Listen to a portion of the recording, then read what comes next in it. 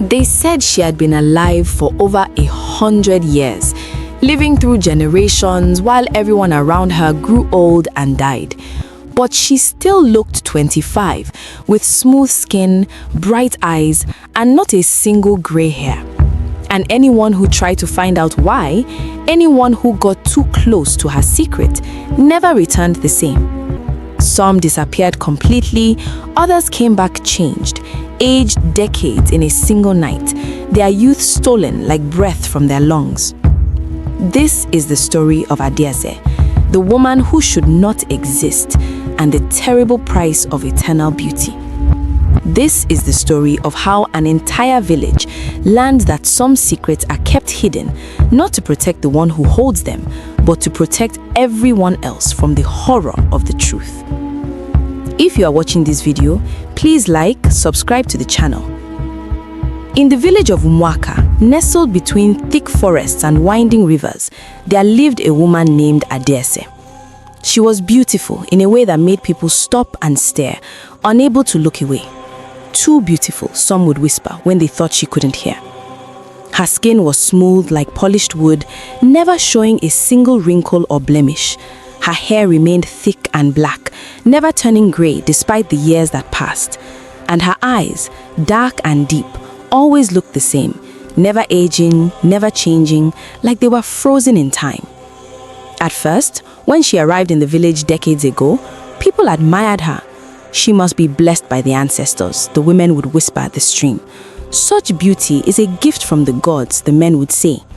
Young girls wanted to be like her, young men competed for her attention, but Adaeze kept to herself, living alone in a small hut at the village edge, always polite but never close to anyone, always present but somehow distant, always there but never truly part of the community.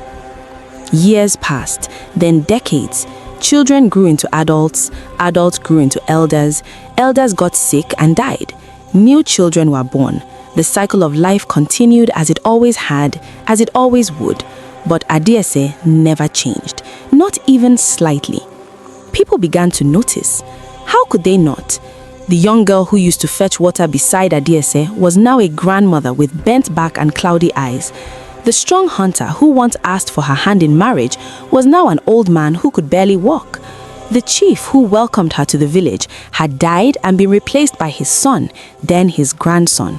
But Adaeze looked exactly the same as the day she arrived. Same smooth skin, same bright eyes, same youthful beauty. Something was wrong. Something was very, very wrong. The whispers changed from admiration to suspicion. How is this possible? What kind of medicine does she use? Is it juju? Dark magic? Fear began to replace wonder. People started avoiding her in the market. Mothers pulled their children away when she walked past. And everyone began to wonder, what was Adaeze really? The oldest woman in the village, Mama Ijeoma, who had lived through so many seasons she'd lost count, made a shocking statement one morning at the village square.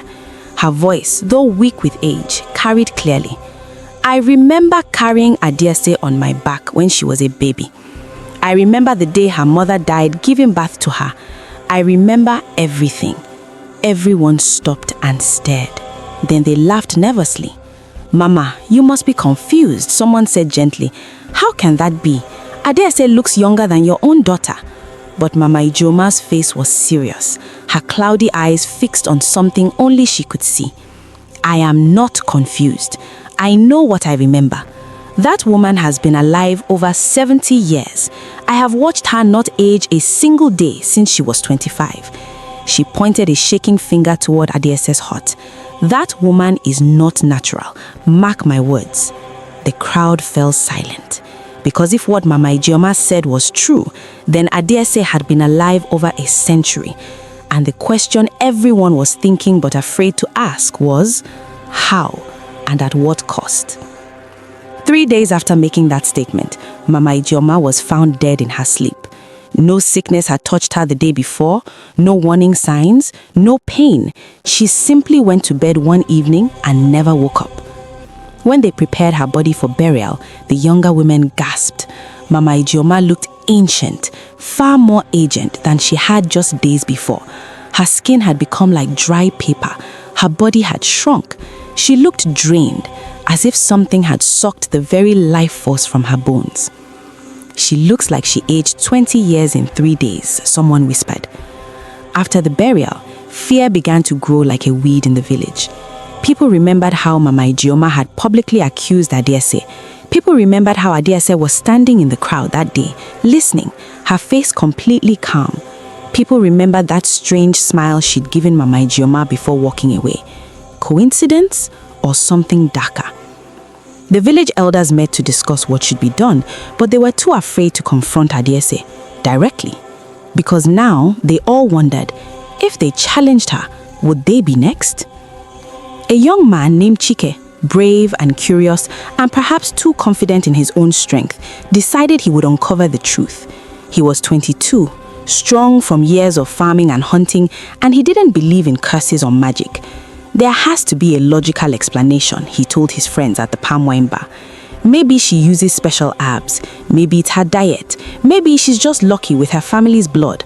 His friends shook their heads. "Leave it alone, Chike. You remember what happened to Mama Ijeoma." But Chike was determined. "I will follow her one night. I'll see where she goes, what she does. Then we'll know the truth." His friends tried to talk him out of it, but Chike's mind was made up. That night, under a full moon that cast silver light through the trees, Chike hid behind a thick Iroko tree near Adaeze's hut. He wore dark clothes and had rubbed ash on his skin to hide his scent from animals and spirits. He crouched down and waited. Hours passed. The village grew silent. Darkness deepened. Then, at exactly midnight, her door opened. Adaeze stepped out into the moonlight and Chike's breath caught in his throat. She looked different. In the darkness, away from the village's eyes, her beauty had changed into something else, something harder, something ancient. She wore a simple wrapper and her bare feet made no sound on the ground. But she wasn't alone. Something walked behind her, something tall, much taller than any human, something that had no clear shape, just a dark form that seemed to absorb the moonlight rather than reflect it. Chike's heart began to race. Every instinct screamed at him to run, to go home, to forget he'd ever seen this. But curiosity and pride kept him frozen. He had to know. He had to see. Adaeze began walking toward the forest, and the shadow followed her like an obedient pet. Chike waited until she was several meters ahead, then began following, moving from tree to tree, trying to stay hidden. The air grew cold as they went deeper into the forest. The insects stopped making noise. Even the trees seemed to bend away from her path, as if nature itself feared what she was. They walked for what felt like hours, though it might have been only minutes. Time felt strange in the forest, elastic and unreliable. Finally, Adaeze stopped in a clearing Chike had never seen before, though he thought he knew these forests well. In the center of the clearing stood an ancient stone, covered in symbols Chike didn't recognize. The shadow behind Adaeze grew larger, spreading across the ground like spilled oil. Chike pressed himself behind a large tree, barely breathing, watching. Then Adaeze spoke, her voice carrying clearly in the still night. "I know you are there, Chike." Chike's blood turned to ice. How did she know? He hadn't made a sound. He'd been so careful. "Come out," she said calmly, not even turning to look in his direction. "Hiding is pointless. I smelled you the moment you started following me." Trembling but trying to appear brave, Chike stepped out from behind the tree.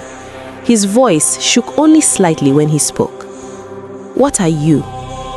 Adaeze turned to face him slowly, and when she smiled, Chike saw that her teeth had become sharp, pointed like a predator's.